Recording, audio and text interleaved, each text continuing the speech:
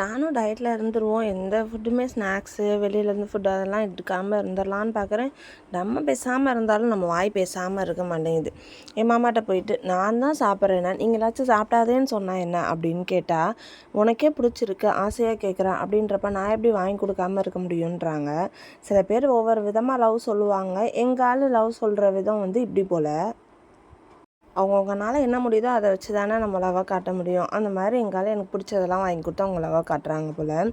Tuesday morning இன்றைக்கி morning எல்லாமே prepare பண்ணிட்டேன். கொண்டக்கடலை குழம்பு, அப்புறம் வத்தல், வடகம், அது கூடவே சௌச்சௌ வச்சு கூட்டு, இதெல்லாம் தான் ப்ரிப்பேர் பண்ணியிருந்தேன்.